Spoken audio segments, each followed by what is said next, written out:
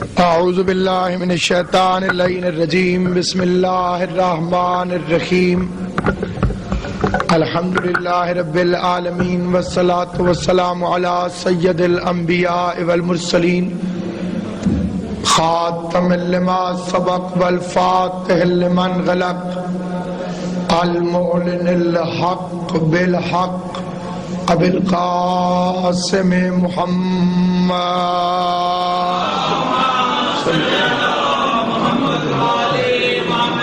وأهل بيته الطيبين الطاهرين المعصومين المنتجبين المظلومين الذين أذهب الله عنهم الرجس وطهرهم تطهيرا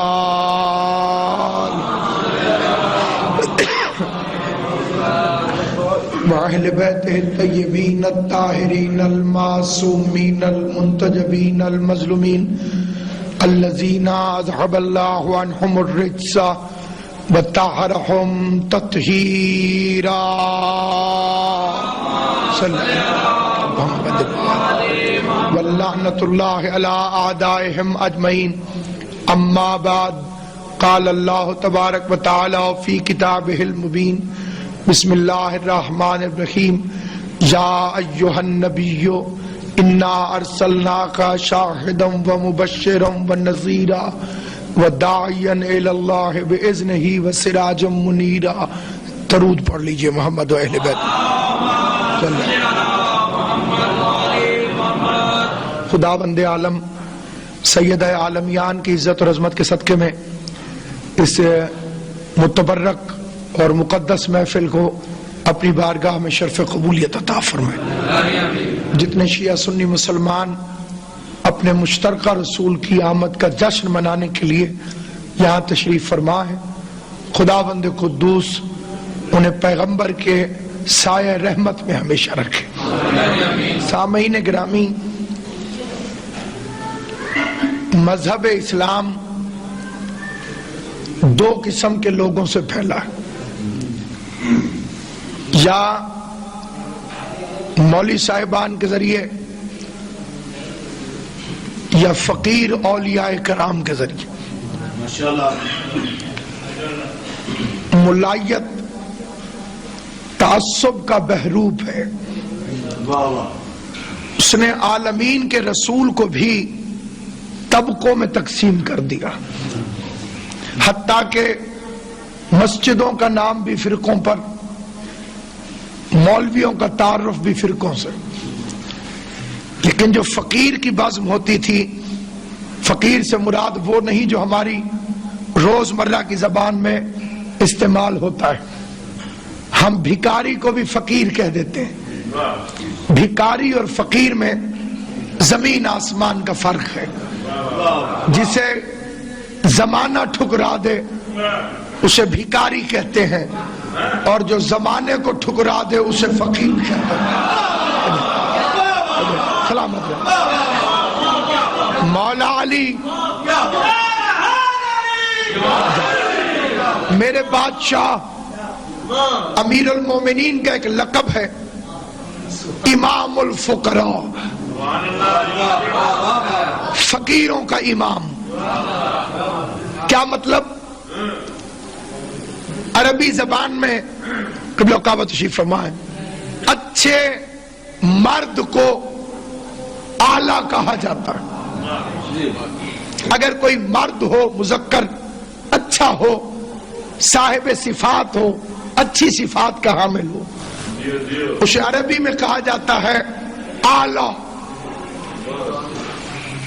اور اگر کوئی عورت بہت اچھی ہو، اچھی صفات کی مالک ہو، تو اسے کہا جاتا ہے عالیہ.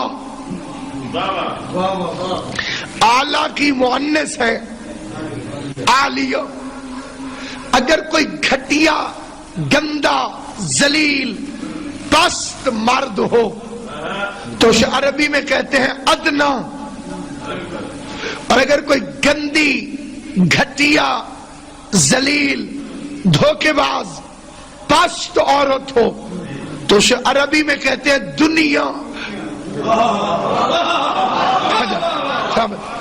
اعلیٰ کی مؤنث ہے عالیہ، ادنا کی مؤنث ہے دنیا، گندی عورت، گھٹیا عورت، دھوکے باز، ذلیل، پست۔ اور اگر یہ دنیا گھٹیا اور گندی عورت نہ ہوتی تو فقیروں کا امام کیوں کہتا جا دنیا علی تجھے طلاق دیتا؟ جو ہے یہ بھیا، طلاق عورت کو دی جاتی ہے، مؤنث کو دی جاتی ہے۔ تو وہ تھا امام الفقراء جس نے دنیا کو ٹھکرا دیا۔ پھر علی کے بیٹوں کے سامنے بھی بڑی سج سج کے دنیا آتی رہی، کبھی حسن کے سامنے، کبھی حسین کے سامنے، کبھی زین العبا کے سامنے، کبھی باقر علوم کے سامنے۔ ان سب نے بھی ٹھکرا دیا، کیونکہ جسے باپ طلاق دے دے وہ اولاد پر حرام ہو جاتی۔ اس لیے سب دنیا کی طرف جھکے، آل محمد دنیا کی طرف نہیں جھکے۔ اب جو ان کے دروازے سے فیض حاصل کر کے چلے، دیکھیے ڈاکٹر بھی دو طرح کے ہوتے ہیں، ایک وہ کہ جو اسے خالی سورس آف انکم سمجھتے ہیں، پیٹ میں درد ہوا اپینڈکس کا آپریشن کر دیا، ڈاکٹر وہ بھی ہے۔ اور ایک وہ بھی ڈاکٹر ہے جو اپنے پیشے کے ساتھ مخلص ہے، بچوں کی روزی بھی کماتا ہے اپنے معیار کے مطابق، لیکن اپنے کام کے ساتھ بھی ایمانداری کرتا ہے۔ تو جب ڈاکٹروں میں، استادوں میں، اب آپ دیکھ لیجئے کتنے لوگ ہیں جو کمرشل علم دینا چاہتے ہیں، کتنے ہیں جو واقعی علم دینا چاہتے ہیں۔ اسی طرح جب میں کہوں ملائیت تو اس سے مراد وہ علماء کرام نہیں جو واقعاً دین کے خدمت گزار ہیں، اس سے مراد وہ ہیں کہ اسلام جن کا مذہب نہیں پیشہ ہے، جنہوں نے اسلام کو پیشے کے طور پر استعمال کیا تاکہ اپنی آمدنی میں اضافہ کر سکیں، دنیا کو رنگین بنا سکیں اور دنیا میں دولت کو اکٹھا کر سکیں۔ اب جب مولوی کی بازم ہوگی اس میں اسی کے فرقے کے لوگ ہوں گے، دوسرا کوئی آ جائے گا تو گھبراتا رہے گا، پتہ نہیں کب کفر کا میزائل داغ دے۔ لیکن جب فقیر محفل سجاتا ہے، وہاں ہندو بھی، سکھ بھی، عیسائی بھی، مسلمان بھی۔ حضرت بری امام سرکار بادشاہ سے کسی نے سوال کیا، اگر ہاتھ یہاں سے نہ مڑتا تو کھانا کیسے کھاتے؟ اور اگر ہاتھ یوں ہی رہتا ایک دم سیدھا تو منہ تک کیسے آتا؟ نہ ہاتھ ادھر پہنچتا نہ منہ ادھر پہنچتا، تو ہم کیسے کھاتے؟ سرکار بری امام نے جو جواب دیا وہ فرمایا کہ ضروری تو نہیں کہ یوں کیا جائے، لقمہ توڑ کے یوں بھی تو کیا جا سکتا ہے۔ اور ہے یا نہیں؟ اس لیے امیر المومنین مولا علی نے فرمایا کھلانے والے بنو تاکہ حاکمانہ سوچ پیدا ہو، کھانے والے نہ بننا ورنہ محکوم ہو جاؤ گے۔ جب باپ کھلاتا ہے اور بچہ کھاتا ہے تو اسکول کے ٹرپ میں جانے کے لیے باپ کی اجازت ضروری ہوتی ہے، لیکن جب بیٹا جوان ہو کے کمائے تو برادری کو یہی جواب دیا جاتا ہے میں بیٹے سے مشورہ کروں گا۔ جب باپ کھلائے تو حکومت باپ کی، جب بیٹا کھلائے تو اولاد ہونے کے باوجود حکومت بیٹے کی طرف منتقل ہو جاتی ہے۔ تو اس لیے ہم بر صغیر کے جو لوگ ہیں، ہمیں مولوی نے کلمہ نہیں پڑھایا، ہمیں عبداللہ شاہ غازی نے کلمہ پڑھایا، ہمیں بہاؤالدین ذکریہ نے کلمہ پڑھایا، ہمیں بابا فرید نے کلمہ پڑھایا، ہمیں معین الدین چشتی نے کلمہ پڑھایا، ہمیں نظام الدین اولیاء نے کلمہ پڑھایا۔ لہذا ہم میں اختلاف اور تعصب نہیں ہے۔ ہمیں اگر خالی پروپیگنڈے سے ایک دوسرے سے دور نہ کیا جائے تو ہم گھروں میں اکٹھے ہیں، خاندانوں میں اکٹھے ہیں، مجلسوں میں اکٹھے ہیں، جشن میلاد میں اکٹھے ہیں، کیونکہ جلوس یا نانے کا نکلتا ہے یا نواسے کا۔ غور ہے یا نہیں؟ آپ دیکھیے کہ جلوس یا نانے کا نکلے گا یا نواسے کا، اور لوگوں کو ان دونوں جلوسوں سے تکلیف ہے. حالانکہ جیتنے والی پارٹی جلوس نکالتی ہے، ہارنے والی کو تکلیف ہوتی ہے. لہذا ایک محدود اور مخصوص طبقے کی طرف سے ایک غیر ذمہ دارانہ مطالبہ ہے کہ انڈر فور وال کریں جی، باہر نہیں آنا چاہیے، اندر کریں. تمہیں سیرت رسول کا کیا پتا؟ تمہیں کردار پیغمبر کا کیا پتا؟ عید کے دن حسن حسین کو کندھے پر بٹھا کر اگر نبی گھر کے اندر سیر کراتے تو ہم اس ذکر کو اندر رکھتے. کیا کرے، سنت نبی ہے کہ حسین کی عظمت کو بازاروں میں آ کے بتاؤ. نبی بازار میں آئے کہ نہیں آئے؟ پیغمبر بازار میں آ گئے تاکہ حسن حسین کی عظمت کو بتائیں. آپ میں سے کوئی تیار نہیں ہوگا. میں اپنے آپ پر ہی مثال دیتا ہوں. ابھی رام بھائی نے اعلان کیا، میں ممبر پر آ گیا، آپ نے مجھے ذاکر حسین کی حیثیت سے دیکھا. آپ کا جی چاہا کہ ملتان آ کر مجھ سے ملاقات کریں. جیسے ہی آپ میری گلی میں پہنچے میں کندھوں پہ بچے بٹھائے پھر رہا تھا. کیا نظریہ قائم کریں گے میرے بارے میں؟ وہ جو وہاں ممبر پہ بیٹھا تھا ہمارے پاس، یہاں بچے کھلا رہا. سوچئے، مذاق نہیں ختم نبوت کا، حسن اور حسین کو مہر نبوت پر بٹھا لینا. مہر نبوت ہے، حسن حسین تشریف فرما ہے. سہروردی صاحب، کیا کوئی بندہ قرآن پہ پاؤں رکھ کے مسلمان رہ سکتا ہے؟ نہیں رہ سکتا. لیجئے، یہاں قرآن لکھا ہوا ہے، ادھر حسن تشریف فرما ہے، ادھر حسین تشریف فرما ہے. وارث شریعت نے اٹھایا ہوا ہے، قرآن کی عزت جاننے والے نے اٹھایا ہوا ہے. گویا نبی صلی اللہ علیہ وآلہ وسلم اپنے عمل سے بتا رہے ہیں کہ اگر قرآن پر قرآن آ جائے تو کوئی حرج نہیں ہوتا. یہ قرآن تھے جو قرآن پر آئے ہوئے تھے. تو اسی لیے دعوت فکر ہے. عشق اگر بے وقوفی کے ساتھ ہو تو جہالت ہوتا ہے، عقل کے ساتھ ہو تو عبادت ہوتا ہے. بے وقوف کا عشق بھی قبول نہیں، قبول ہے عقل مند کا.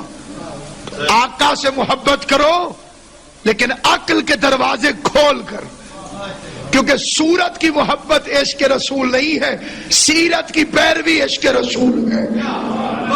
چہرے سے تو موسیٰ کے فرعون کو بھی محبت ہو گئی تھی، نہ ہوتی تو محل میں رہنے کیسے دیتا. سیرت کی پیروی کرو. اور سیرت کی پیروی کیا ہے؟ مقام رسالت کو سمجھو. مقام رسالت کیسے سمجھ میں آئے گا؟ جب میں کسی اور کی عزت کو نبی کے مقابلے پر نہیں تولوں گا. جب مجھے یقین ہو جائے گا کہ اگر صحابہ کے پاس عزت ہے تو حضور کی وجہ سے، اہل بیت کی شان ہے تو حضور کی وجہ سے. جو ہستی مرکز و محور ہے وہ ذات مصطفیٰ، وہ ذات پیغمبر ہے. اس کی شان کیا ہے؟ یا ایھا النبیو، اللہ نعت پڑھ رہا ہے. قرآن میں خدا نعت پڑھ رہا ہے. خالق نے نعت پڑھی اور مخلوق میں سب سے پہلے ابو طالب نے نعت پڑھی. اس نے طواف کے دوران پسینے میں بھیگے ہوئے مصطفیٰ کو اٹھایا اور آواز دے کے 3 سال کے نبی کے لیے نعت پڑھی. اگر کسی نے چلچلاتی ہوئی دھوپ میں ابر کرم کے موتی دیکھنے ہو تو وہ میرے بھتیجے محمد کے ماتھے سے پسینے کے قطرے تھے. سلامت و آباد، اللہ ان ہاتھوں کو سلامت رکھے. تو سامعین گرامی، وہ کس شان کا حامل ہے؟ پہلے تو یہ طے کرو کہ وہ آئے کب. میں کب آیا، میری تاریخ ولادت کیا ہے؟ امین بھائی، یہ آپ میرے گھر والوں سے پوچھیں گے یا محلے والوں سے؟ بڑا آسان سا سوال ہے. مجمع بہت زیادہ ہو تو پھر بے شک بندہ چپ کر کے سنے. آپ بتائیے ہاں نہ کر کے، آپ کی ڈیٹ آف برتھ، چلے میری چھوڑیے، جو آپ کی ڈیٹ آف برتھ ہے وہ آپ کے گھر والوں کو ٹھیک پتا ہوگی یا محلے والوں کو؟ جی بیٹا، گھر والوں کو پتا ہوگی. تو حضور کے ساتھ نا انصافی کیوں کرتے ہو؟ اہل بیت سے کیوں نہیں پوچھتے کہ حضور کب آئے؟ چلیے یہ تو جھگڑا ہی کوئی نہیں 12 کو آئے کہ 17 کو آئے، ربیع الاول پہ بھی مجھے بحث نہیں، کیونکہ یہ کیلنڈر سے پہلے کا نبی ہے۔ ابھی 12 نہ بنی تھی حضور تھے، ابھی 17 نہ بنی تھی حضور تھے، ابھی ربیع الاول نہ تھا حضور تھے، ربیع الاول بنتا ہے چاند سے، ابھی چاند نہ تھا اور حضور تھے، چاند بنتا سورج سے، سورج نہ تھا اور حضور تھے، سورج چلتا ہے نظام شمسی میں، نظام شمسی نہ تھا اور حضور تھے، کائنات نہ تھی، بنتا نبی جان وآدم بین الماء والتین، میں اس وقت بھی نبی تھا، خالی تھا نہیں، خالی ہونے میں اور نبی ہونے میں بڑا فرق ہے۔ نبوت عہدہ ہے، آدم وجود میں نہ آئے تھے اور میرا نبی عہدے دار تھا، سلامت و آباد و شاد۔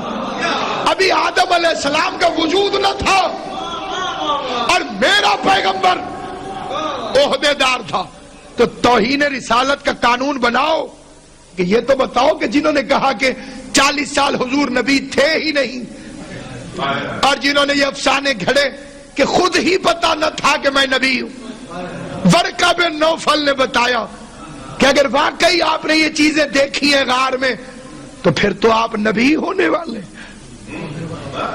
سامعین گرامی، بلال حبشی کو کسی نے خط نہیں لکھا تھا، وہ عشق رسول کی خوشبو سونگھتا ہوا آ گیا، یعنی بلال کو پتا چل گیا کہ آپ نبی ہیں، اور جو خود نبی ہیں انہیں پتا نہیں چلا کہ میں نبی ہوں۔ سلمان نے فارس چھوڑ دیا، تمبر نے یمن چھوڑ دیا، فضہ نے حبش چھوڑ دیا، انہیں پتا چل گیا کہ یہ نبی ہے۔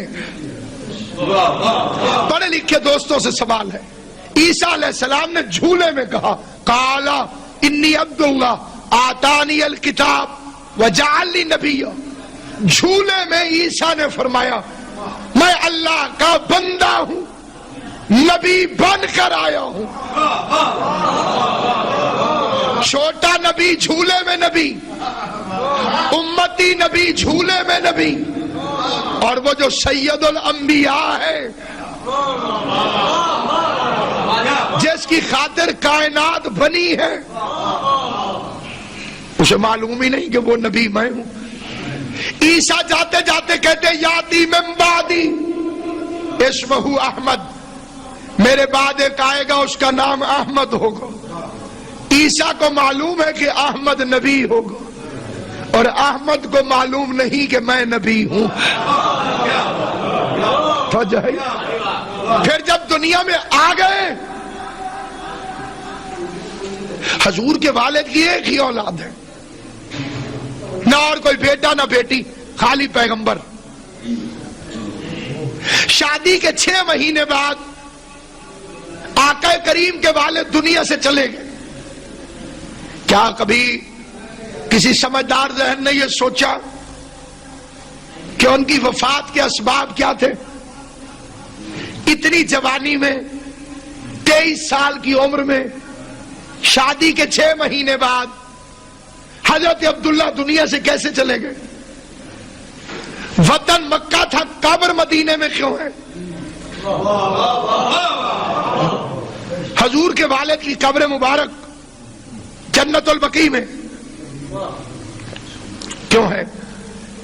آقا کے والد کو یہودیوں نے مدینے میں نور مصطفیٰ کا رستہ روکنے کے لیے زہر دے دیا تھا۔ اب میں ایک سوال کرتا ہوں غیرت مند مسلمان سے کہ جس خاتون کو معلوم ہو کہ میرا شوہر جس بچے کی آمد کو روکنے کے لیے این جوانی میں قتل کر دیا گیا، وہ اپنے بچے کو کسی بڑھیا کے حوالے کر دے گی کہ جا تو لے جا اسے؟ اس بچے کی حفاظت تو زیادہ ضروری ہے، تو اس بچے کو جناب حلیمہ کے حوالے نہیں کیا جا سکتا۔ مجھے حضرت حلیمہ کے کردار پر اعتراض نہیں، لیکن سوال کچھ ضرور ہے۔ نمبر 1، بتاؤ جناب حلیمہ کا مذہب کیا تھا جس کی گود میں حضور آئے؟ ہم نے تو جس برتن میں دودھ بھی رکھنا ہو اسے بھی زیادہ صاف کرتے ہیں کیونکہ اس میں نور والا دودھ آنا ہے. غور ہے یا نہیں آپ؟ تو جب ہمارے گھر کی عورتوں کو تمیز ہے کہ جس میں دودھ والا نور آئے وہ برتن پاک ہونا چاہیے، اللہ نے جہاں مصطفیٰ والا نور رکھا وہ گود کتنی پاک ہونی چاہیے، وہ آغوش کتنی پاک ہوگی. میں نے مجمع کی کمی کا کسی قسم کا نوٹس نہیں لیا. نماز ہوتی ہے، چاہے اکیلا آدمی بھی پڑھے اسے پوری نماز پڑھنا ہوتی، لیکن صرف سر ہلاتے رہیے گا ہاں نہ، تاکہ مجھے پتا چلے کہ جو میں ارسال کر رہا ہوں وہ آپ وصول کر رہے ہیں. کون تھی دائی حلیمہ؟ کیا ایک کمزور سی اونٹنی کی مالک. اچھا، ان کے گھر میں کھجوریں بھی تھیں لیکن خشک رہتی تھی. کھجور ایک ایسا علم باٹنی کے نزدیک درخت ہے جسے کسی قسم کی دیکھ بھال کی ضرورت ہی نہیں. ملتان تک پورا سندھ آپ دیکھ لیجئے کھجوروں کی بھرمار ہے. آپ کو معلوم ہے کہ یہ کھجوریں وہاں کیسے ہوئی؟ محمد بن قاسم کا لشکر کھجوریں کھاتا ہوا گٹھلیاں پھینکتا گیا، تو جہاں سے عربی گزر گئے وہاں تو اتنی کھجوریں، اور وہ خود عرب ہے.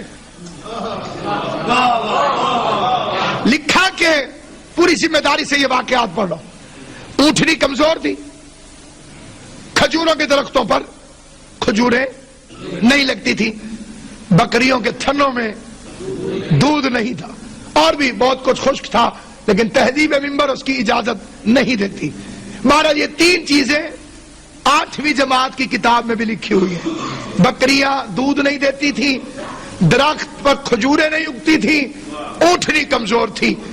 جب حضور آئے اونٹنی موٹی ہو گئی، یعنی اونٹنی کو پتا چل گیا کہ یہ نبی ہے. توجہ ہے یا نہیں؟ آپ ذرا بولنا زبان سے جسے بات سمجھ آئے. گھر میں آئے تو کھجور میں کھجوریں لگ گئی، کھجوروں کو پتا چل گیا کہ یہ نبی ہے. بکریوں کے تھنوں سے دودھ اتر آیا، بکریوں کو پتا چل گیا آقا کے بچپن میں کہ یہ نبی ہے. میں اس پڑھے لکھے مجمع سے حضور کا نام لے کر سہروردی صاحب ایک سوال کرنا چاہتا ہوں. ذمہ دار حضرات تشریف فرمائے. بھائی ایک مرتبہ پھر سننے کی زحمت کر لیں. اونٹنی کمزور تھی، حضور آئے تو موٹی ہو گئی. کھجور و کھجوریں نہ تھی، حضور آئے تو کھجوریں لگ گئی. بکریوں کے تھنوں میں دودھ نہ تھا، حضور آئے تو تھنوں میں دودھ آیا. یہ حلیمہ نے حضور کو پالا تھا یا حضور نے حلیمہ کو پالا تھا؟ ذرا فیصلہ کر کے تو بتاؤ، کس نے کس کو پالا تھا؟ کون کس کی پرورش کر رہا تھا؟ اب ضرورت ہے کہ توہین رسالت کے قانون بن رہے ہیں تو کوئی مقام رسالت بھی تو تعین کرو. حسن یوسف دم عیسیٰ ید بیضا داری. یوسف کا حسن دیکھنا ہو تو حضور کو دیکھو. لا حول ولا قوت.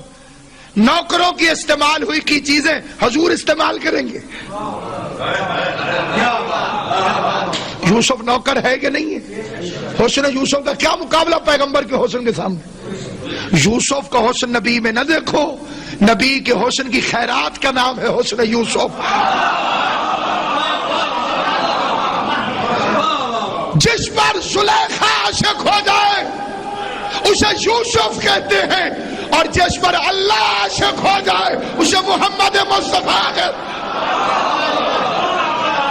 جس پہ بنانے والا عاشق ہو گیا، جس نے ساری تصویریں بنائی تھی، جس نے ساری تصویریں بنائی تھی، اسے جس تصویر سے عشق ہو گیا، جس سے مصور کو پیار ہو جائے، جس کی اداؤں پہ قرآن بنا دے، جس کی رفتار پہ قرآن اتار دے. کیا ہوتے ہیں کپڑے آج پہنے کل اتار دیے، لیکن محبوب کے کپڑوں پر بھی نظر ہوتی ہے. اس نے تھوڑی دیر کے لیے کملی اوڑھی، اس نے اس کملی کو اتنی زندگی دے دی جتنی قرآن کی زندگی ہے. جب تک قرآن پڑھا جاتا رہے گا تھوڑی دیر تک لپٹنے والی کملی کا ذکر رہے گا، تو جو چادر تھوڑی دیر لپیٹ دے وہ تو اللہ کو اتنی پیاری لگتی ہے۔ اللہ جانے ابو طالب کتنا پیارا ہوگا جو نبی کو اس کی یتیمی میں لوریاں دیتا رہا۔ اور یہ کتاب ہے صحیح مسلم، اگر یہ صحیح مسلم میں نہ ہو تو مجھے صحیح مسلم نہ سمجھے، کھلم کھلا آفر، ٹھیک ہے؟ اگر یہ صحیح مسلم میں نہ ہو تو میں صحیح مسلم نہیں، اور اگر صحیح مسلم میں ہو پھر جو نہ مانے وہ صحیح مسلم نہیں، ٹھیک ہے؟ صحیح مسلم میں لکھا ہوا ہے بنی اسرائیل کا ایک بدماش تھا جس کا کام تھا اللہ کی مخالفت، ہابی تھی اس کی، صبح شام مسئلے پوچھتا تھا حضرت موسیٰ سے مخالفت کے لیے۔ کیوں موسیٰ تیرا اللہ کیا کہتا ہے، ادھر جاؤں کہ ادھر؟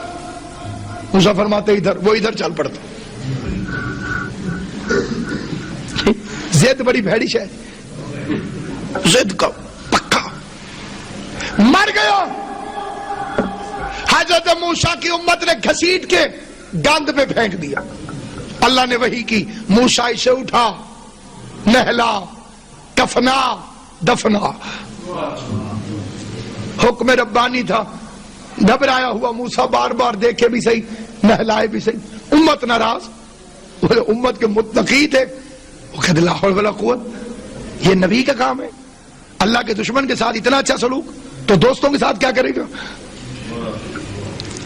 رونے لگے موسیٰ دفنا کے، مالک امت ناراض ہے، وجہ بتاؤ۔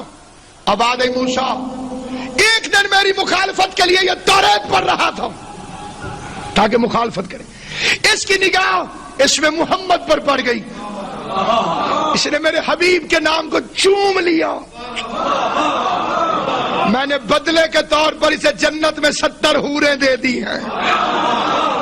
غور فرمایا یا نہیں فرمایا؟ صحیح مسلم میں 69 ہو تو پھر بھی جھوٹ ہے، 71 ہو تو پھر بھی جھوٹ ہے۔ جھوٹ ایک بڑی، سچ بڑی ایک عجیب و غریب چیز ہے، سینسٹیو ترین چیز ہے سچ، گھٹا دو تو جھوٹ ہو جاتا، بڑھا دو تو جھوٹ ہو جاتا۔ ایز اٹ از، من و ان، اس کا نام ہے سچ۔ جنت دے دی، 70 حوریں دے دی، تھا کون؟ دشمن۔ کیا کیا؟ ایک دفعہ مصطفیٰ کا نام چوما۔ تو گھروں میں جا کے سوچنا، جو ایک دفعہ نام چوم لے وہ تو جنت میں جائے گا، اور وہ ابو طالب جو مصطفیٰ کو جھولی میں لوریاں دیتا رہا۔ کیوں میرے بچے مجھے فرما رہے اس کی شان کیا ہوگی؟ اس لیے کہ میلاد النبی منانے کا حق ہی اسی کو ہے جس کے ابو طالب سے تعلقات ٹھیک ہو۔ ہیپی برتھ ڈے بچے کو نہیں کہا جاتا جب تک گھر والوں سے تعلقات ٹھیک نہ ہو۔ توجہ ہے یا نہیں؟ غور ہے یا نہیں؟ کہا نہیں صاحب اسی دن آئے تھے، اسی دن ہی وفات پا گئے، بات تو ختم ہو گئی۔ اب ذرا عقل پہ تولو، ایک بچہ، آج کیا تاریخ ہے؟ 25 فروری ہے۔ 25 فروری کو ایک بچہ دنیا میں آیا، 10 سال بعد 25 فروری کو خدا نخواستہ اس کا انتقال ہو گیا۔ اگلی جو 25 فروری آئے گی 11ویں سال، سالگرہ منائی جائے گی یا برسی؟ کیک لے کر آئیں گے یا چنے؟ کیونکہ آنے کی خوشی سے زیادہ جانے کا غم ہوتا ہے۔ نواسے کے غم کے منکر تھے، نبی کا غم بھی نصیب نہ ہو سکا۔ جب آئے تھے تو آپ نے کس سے پوچھا حضور کب آئے؟ راوی سے۔ راوی کا تو باپ بھی مسلمان نہیں تھا اس وقت، ابھی تو لات منات کی پوجا ہو رہی تھی۔ گئے تو جنازے میں نہیں تھے، نہ آنے کی خبر نہ جانے کا پتہ۔ اہل بیت کو چھوڑنے کا پہلا نقصان، نبی کے آنے کا پتہ چلا نہ جانے کا۔ اور پھر سامعین گرامی، بڑے ادب اور احترام سے عرض کرنا چاہتا ہوں، کیا تعین کیا آپ نے مقام رسالت؟ اور آئیڈیل کون ہے آپ کا؟ کس سے سیکھیں گے عشق رسول؟ ان سے جو پہلے قتل کرنے جا رہے تھے، یا اس سے جو نہج البلاغہ میں کہتا ہے مقر بالنبی فی بطن الامی. علی فرماتے ہیں میں ابھی اپنی ماں کے بطن میں تھا اور حضور کا احترام کرتا تھا. عاشقان رسول کے لیے ہدیہ ہے. سوچنا علی نے کب سے احترام شروع کیا. میں ابھی ماں کے بطن میں تھا, ادھر حضور تشریف لاتے, فاطمہ بنت اسد اٹھ کے کھڑی ہو جاتی. لوگوں نے کہا چچی ہیں, یہ بھتیجا ہے, سردار کی بیوی ہے آپ, یہ یتیم لڑکا ہے, کیا اٹھتی ہے؟ کہ میں نہیں اٹھتی. جب مصطفیٰ آتے ہیں تو علی مجھے آواز دیتے ہیں اما اٹھو, نبیوں کا نبی آ رہا, جانے کائنات آ رہی, عشق اول آ رہا, حسن اول آ رہا, گنتی کا پہلا عدد آ رہا, وجہ تخلیق کائنات آ رہا, باعث علت ممکنات آ رہا. سامعین گرامی, کس انداز سے توہین کی گئی اس کی کہ حضور ان پڑھ تھے. یہ فکرہ بڑی بڑی تفسیروں میں, ترجموں میں صاف صاف لکھا, میں ان پڑھ تھے, پڑھے لکھے نہیں تھے. دلیل, صاحب پالا تھا ابو طالب نے. یہ جنگ اخبار کے 3 سال کا ایک مضمون آرٹیکل ہے جو میرے پاس موجود ہے. پالا تھا حضرت ابو طالب نے. حضرت ابو طالب کے بچے بہت زیادہ تھے, کثیر العیال تھے, وہ تنگ دستی کی وجہ سے پڑھا نہیں سکے, کسی سکول میں نہیں بھیجا. عصمت بھائی نے اشتہار چھاپا, علامہ ناصر عباس خطاب فرمائیں گے. ٹاؤن کا ایک آدمی آ گیا, اس نے کس ان پڑھ کو بلایا ہے؟ انہیں پوچھنا چاہیے نا, تسی جان دے ہو؟ اس کا نہیں جانتا تو نہیں ہوں, نام پڑھا ہے. تمہیں نام سے کیسے پتا چلا کہ یہ ان پڑھ ہے؟ اسے میں نے سائیوال کے سارے سکولوں سے پوچھا کہیں یہ پڑھنے آیا تھا؟ انہوں نے کہا نہیں, لہذا ان پڑھ ہے. آپ کہیں گے ان پڑھ وہ نہیں, تو بے وقوف ہے. وہ کوئی سائیوال کا ہے جو تو سائیوال کے سکولوں سے پوچھ رہا ہے؟ بات سمجھ میں آئیے گی؟ ساہیوال سے پوچھو جن کا ایڈریس ساہیوال کا ہو, وہ ملتان کا ہے, ملتان کے سکول سے پوچھو, ملتان کے مدرسے سے پوچھو پڑھا لکھا تھا کہ نہیں تھا. میرے نبی کو مکہ مدینے کے سکولوں میں نہ پڑھتا دیکھ کر ان پڑھ کہنے والے جاہلوں کی اولادوں, وہ مکہ مدینے کا تھا کہاں؟ اگر اس کا علم پوچھنا ہو تو عرش میں جا کے پوچھو پڑھا لکھا تھا یا ان پڑھا رہا.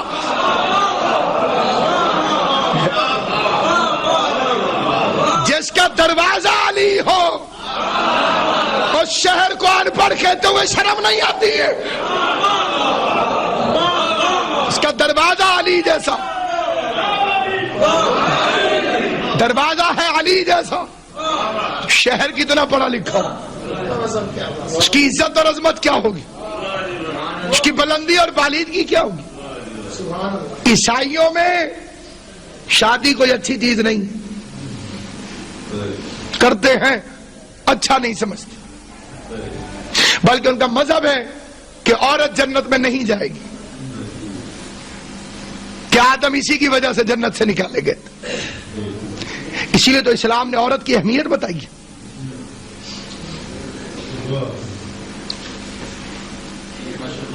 ان کا پوپ بھی وہی بنتا ہے جو شادی نہ کرے, کیونکہ ان کی ہولی فیملی میں 2 کیریکٹر ہیں اور دونوں غیر شادی شدہ.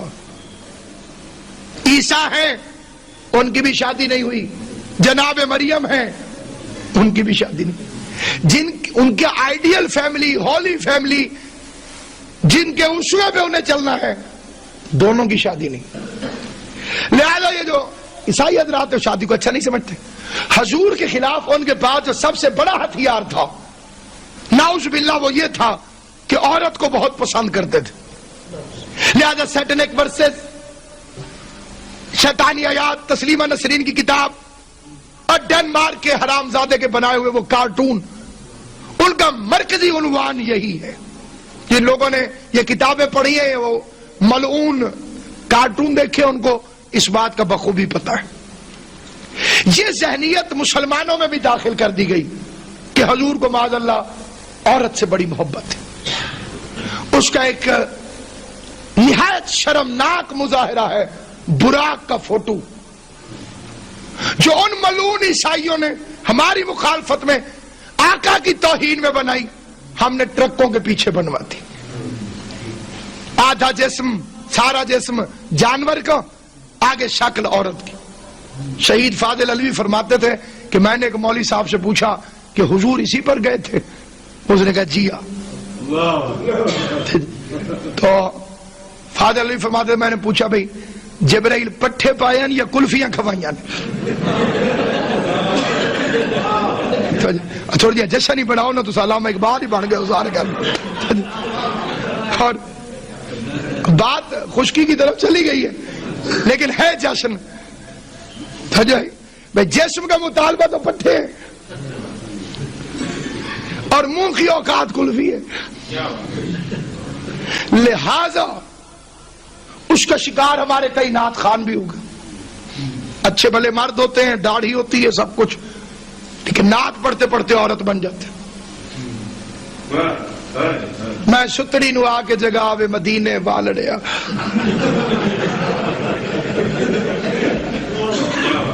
اگر تو ستڑا بن جائے تو تیرا کیا نقصان ہے؟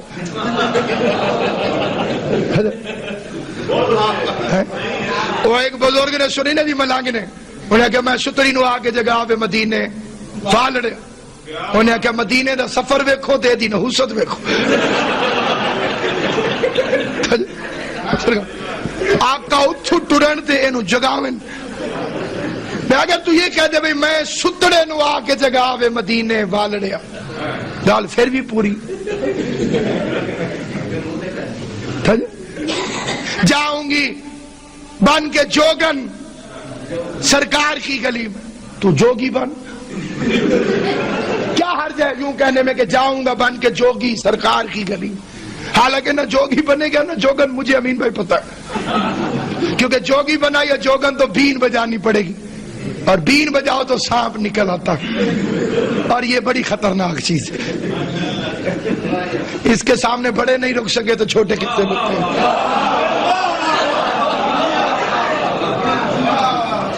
اللہ بڑے بڑے فرعونوں کو سانپ ہی سے ڈراتا. قرآن میں پڑھ لے, فرعون اسی وقت ڈرا تھا جب سامنے سانپ آیا تھا. یہ اسی منحوس فکر کو قوت دینے کے لیے عاجزی کا بہانہ کر کے شاہ مردان کے مولا کے سامنے اپنے آپ کو عورت بنا کے پیش کرتا. اگر آقا کریم کو ان میں یہ عیب ہوتا تو 25 سال تک اکیلی خدیجہ کے ساتھ این جوانی میں زندگی کیسے گزارتے؟ 50 سال کے بعد تو بڑھاپا ہوتا ہے.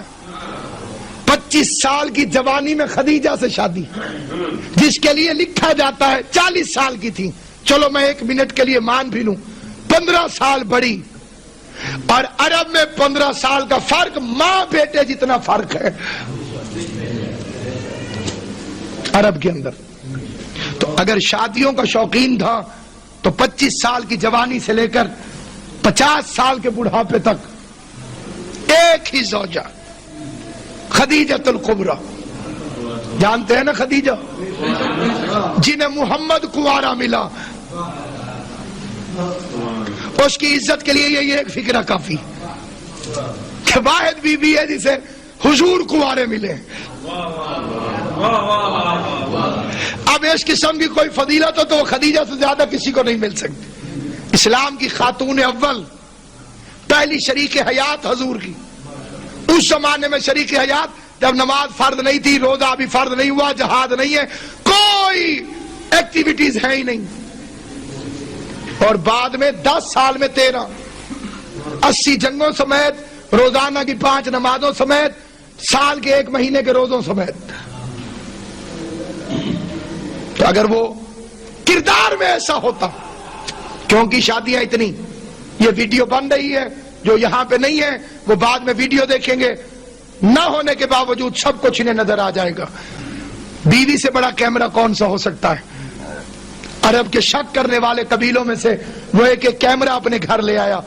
بیٹیاں دے کے دیکھ لو، میں جیسے گھر کے باہر ہوں ویسے گھر کے اندر، میرا کردار، میری سیرت۔ آپ سمجھتے بیوی ایک ایسا کیریکٹر ہے جو شوہر کے فضائل کو سب سے آخر میں مانتی ہے، وہ بھی اس کا دل کرے تو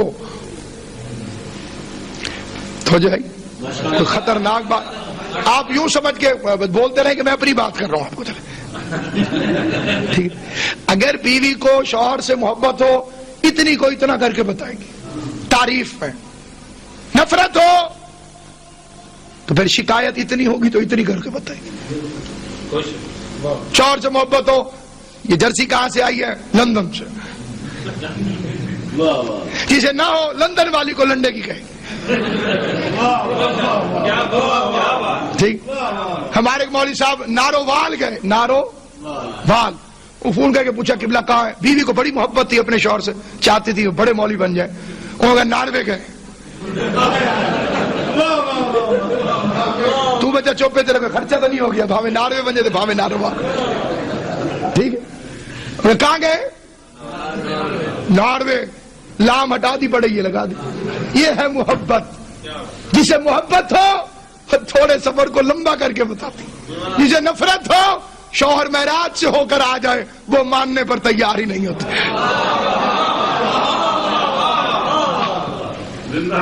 یہ نہیں، ایک عام مثالیں اسی طرح سے۔ چلے میں ایک مثال سنا دوں۔ ایک سادھو تھا، حکایت ہے، ہوا میں اڑتا تھا، ایک دن اپنے گھر کے اوپر اڑتا رہا، گھر آیا تو بیوی شروع ہو گئی، تم کیا چلے کاٹتے رہتے ہو؟ سادھو تو وہ تھا جو آج ہمارے گھر کے اوپر اڑتا رہا۔ اس رشتے کی ایک بد نصیبی یہ بھی ہے، میاں بیوی والے رشتے کی، اسے اردو میں کہتے ہیں مجازی خدا، پنجابی میں کہتے ہیں بندہ۔ کتنا فرق ہے، زبان بدلی تو خدا سے بندہ بن گیا۔ کئی بندے شرما کے ہنس رہے ہیں اور یہیں سے بندہ پکڑا جاتا ہے۔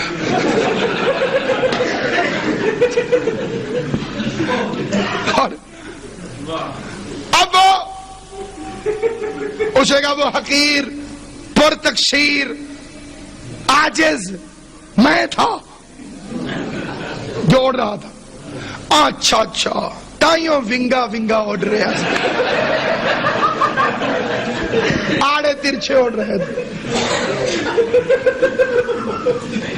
چلیے یہ تو مثال ہے، ایک سچا واقعہ سن لیں۔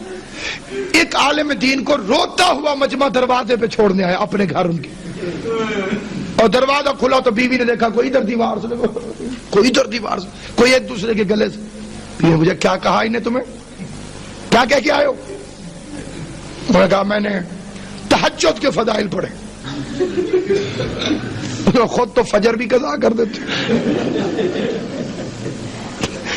انہوں نے تہجد رو آئے ہیں، فجر کے وقت میں جگاتی رہتی ہوں، اٹھتے نہیں مانتی بیوی۔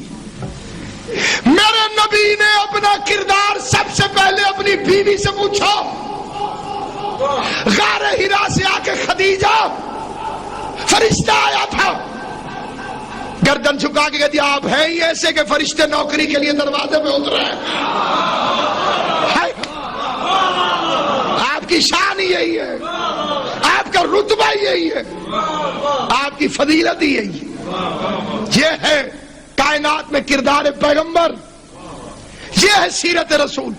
گھر سے عورت نکلی ہوئی تھی، وزن زیادہ اٹھایا ہوا تھا، یہ بڑی بیماری تھی عرب کی عورتوں کو، گھر سے نکلتے وقت دیکھتی نہیں تھی کہ یہ وزن اٹھا سکیں گی کہ نہیں اٹھا سکیں گی، لہذا کئی مرتبہ اپنی اوقات سے زیادہ وزن اٹھا کے گھر سے نکل پڑتی تھی۔ جی بسم اللہ، قبلہ نے دعا دے دی ہے، یہی کافی ہے، باقی سنی ہے سمجھی نہیں۔ اور اور کہ داتا صاحب کی دربار میں کسی دعا مانگی, میرا پرائز بانڈ نکلوا دیں. باہر نکلا تو جیب میں نہیں تھا. واپس آ کے آخر ہے بادشاہ جی تسی سنی ضرور ہے سمجھی نہیں. مطلب جشن اصل میں ہوتا ہی ہے, دو بندے بھی ہو تو جشن ہوتا ہے. ویسے تو اکیلا بندہ بھی جشن منا سکتا. ہمارے ایک ذاکر تھے بابا پیر سید ریاض حسین شاہ صاحب آف موچ. یہ مولا کے ایسے ذاکر تھے جن کی آوازوں پر امام حسین کے دستخط. آج بھی ان کی زندہ یادگار ہے, جن لوگوں نے انہیں سنا ہے آج بھی ان کے لہجے کی تقدسیت وہ دور نہیں ہو سکی. پڑھتے سر مصائب تھے. وہ ہمارے علاقے میں آ گئے تو پہنچ کے پتہ چلا بھی جشن, لائٹیں لگی ہوئی, پھول پتیاں, ہار, بندے ہنس ہنس کے مبارک مبارک. انہوں نے کہا میں کیا کر سکتا. اوپر سے بانی بھی ظالم تھا. اس نے کہا جنہیں آج مصائب پڑے میں کوئی نیاز نہیں دے. ایڈی بڑی گل تو پچا گئے ہو تو سب. انہوں نے آخیا بھی جنہیں مصائب پڑے آج میں نیاز نہیں دینی. جنہیں روایا تڈیاں تھے آج جو روسی اڈیاں تھے.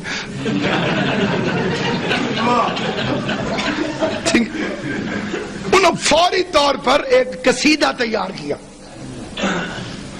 قصیدے سے پہلے نثر ہوتی ہے, بتانا پڑتا ہے میں کیڑے ویلے دا پڑھ رہا تھا. 15 شبان ہی انہوں نے 5-7 منٹ جو انہوں نے جشن پڑھا, میں 1 منٹ میں آپ کو سناتا ہوں. باہر انہوں نے کہا ادھروں مرحبا آئے, ادھروں علی آئے. علی فرمایا مرحب, وار کر وار کر. نہیں شاہ جی پہلے تسی وار کرو.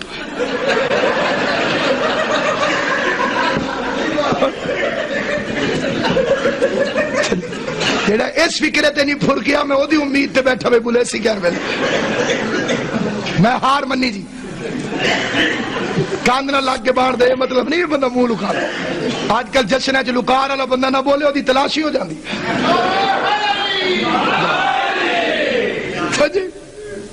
بندے ہاش پہ انہیں کتاب بچا گیا کہ یہ جشن ہے. میں کسی کو آگے کوئی سروردی صاحب کہے بھی میرا پتر ہویا تو وہ گیان جو جب پریشان ہونے والی بات تو ہے. عام نبی نہیں سید الانبیاء. آدم کا جشن, نوح کا جشن, موسیٰ کا جشن, عیسیٰ کا جشن. کہ میرا بھائی عقیل اللہ اس کی زندگی کرے اٹھ گئے باہر, وہی باہر چلا گیا جی, باہر سونے جی. میں بندہ بدل دینا جی. حیدری صاحب یہ زباری تو چوڑ جامن جی صدقہ محمد والی. مجھے ملتان میں پتا چلے کہ یہ زباری پہ چلے گئے. میں نے شاہ شمل مٹھائی بانٹ دی. سائی وال کے بندے نے لڈو لے لیا مجھ سے. انہیں کہ خیر تھے. میں کہ جی حیدری صاحب زباری تھے گئے. میں خوش ہو کے بنڈی. بندہ پریشان ہو گیا کہ خوشی سائی وال کی مولی ملتان میں منا رہا ہے.